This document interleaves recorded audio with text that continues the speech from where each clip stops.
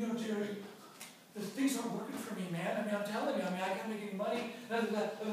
First thing I'd say to them, read your calendar. Oh, Jerry, I got a headache. I'm sick. I got to go home. I'll call you back later. Read your calendar. And I look at their calendar. You've got one appointment in 3 weeks. What are you complaining about? Well, that person didn't show up. Well, okay. See, you got one shot.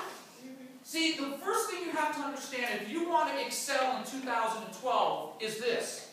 You've got to be spending whatever time you've designated for Arbonne. You have to be spending that time on an appointment or working on getting on an appointment. Everything else is busy work. Don't tell me that you're sitting here filling out order forms for orders. That's great. You need to do that, but not in the time that you need to be working on getting on an appointment or being on an appointment. Is everybody with me so far? Mm-hmm. Yeah. That's the key to success in 2012. You've got to get on appointments. My job in coaching people is how do you do that consistently so where you have so many appointments, you're going to have to leave that job you hate anyway. How many of you next year would love to fire your boss? What's that? Okay? Walk in there and go, I'm out, buddy. I got my own thing going. I'm done. Well, I'm going to teach you how to fire your boss next year. If you want to. If you don't want to, that's okay. But I'm going to teach you how to make sure you are so booked with appointments and presentations, you will need help to do all the presentations that you have. How do I know this? Because that's what I taught people to do for 18 years. Having 150 licensed agents is like having 150 regional vice presidents. These are people that had to go and study and take state exams and fail state exams and motivate them to go take state exams again until they passed their licenses. And then when they passed that license, they had to go study and get 2 more licenses. I mean, it was an ordeal. It was a process. But I taught them how to do it. So I'm going to teach you today a few things about how to build yourself solid in 2012. Are you ready? Yes. Okay, here's the first part. Let me talk about voicemails. I want to talk about leaving a voicemail. How many of you ever got a machine and you had to leave a voicemail? Okay, here's what you don't want to do. You do not want to start leaving voicemails about your whole process online. I mean, on the phone. Hi, Mary. This is Jane. How you doing? Listen, I want to call you because I've got this amazing ultimate facial that I really want to talk to you about. And I want to tell you, based on the pores that you have and the blackness and wrinkles on your skin, I think this is a product that will really be great for you. So could you please call me back because we need to get together. Never going to hear from that person. You probably lost a friend. But we instinctively do this. When I train them, I'd say, leave me a voicemail message. And they give me this dissertation. I'm like, stop. I've said this before. It's one of my trademark lines. Be the preview, not the movie. How many times you go to a movie theater? What do we see before the movie? The previews. The previews are 2.5 minutes. And all they're designed to do is to get you excited to go, I got to go see Batman. That's it. I got to go see that movie. Right? And then what do? Then you go spend money to go see the movie. Well, when you're leaving messages, when you're setting appointments, you've got to be the preview. You cannot be the movie. Otherwise, why do they have to sit down with you? You need to leave them curious. So when you leave a voicemail message, you got to keep it short, concise, simple, and leave them hanging. Hi, Mary. This is Jerry. Hope you're doing great. Listen. I have some exciting news I have to share with you. Please, when you have a quick moment, give me a call back. Look forward to hearing from you. Click. Awesome. Now think about the person on the other end. They're going, John, she's pregnant. She's got news. She's pregnant. She's going to call, congratulations, you're having a baby. Well, no, not really, but, okay, but what it does is guess what they're doing? If they know you, guess what they're thinking? Oh, I wonder what you're so excited about. Especially if you're not the kind of person that's excited half the time. Mary's excited? Oh, I gotta call and find out what she's doing. But you understand when you leave a message like that, you don't explain anything because what do you want people to do? Call you back. Call you back. Can you ever set an appointment with a voicemail message? Never. I've tried. It doesn't work. You have to physically concise, and you have to sound excited.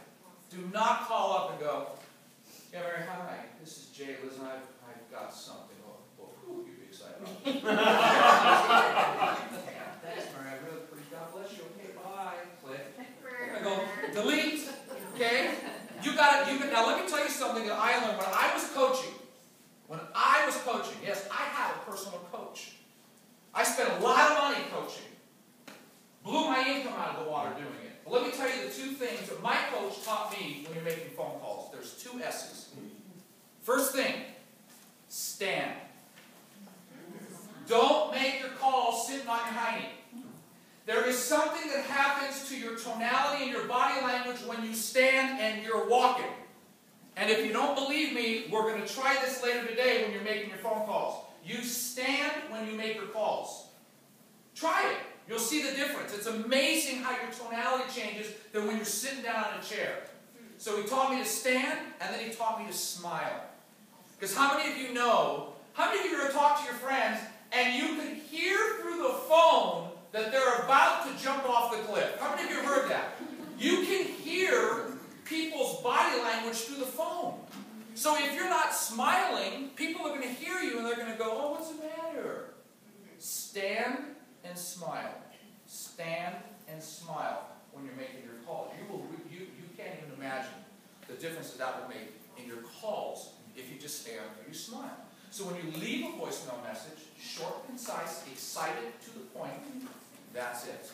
Does everybody follow me so far? You can say whatever you want. You could say, hi Mary, this is Jane. Hope you're doing great. I have some exciting news I have to share, or I can't wait to share with you. When you have a quick minute, give me a call back. Can't wait to hear from you. Thanks. Click. Yeah. Let me ask you a question. Let's just test our hypothesis.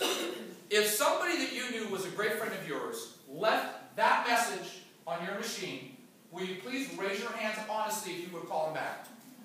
Okay, there you go. All right? Done. So that's proven. That works. That's how you leave a voicemail. Now let me talk about the voicemail that's on your machine. How many of you have kids in here? Okay, I do too. I have an 8-year-old son. We all love our kids. But it is kind of challenging sometimes when you're calling a professional and you hear, hi, my mom and dad are in right now. I mean, it's adorable. We know that. But as a professional, that doesn't work. So what I want to suggest to you, I learned this in coaching as well, and this is what I'm going to suggest. If you want to have a line with your kids, have a line with your kids, but then get a separate phone line where you sound like a professional business person. Hi. Thanks for calling. This is Jerry Rosenthal, independent consultant with Arbonne International.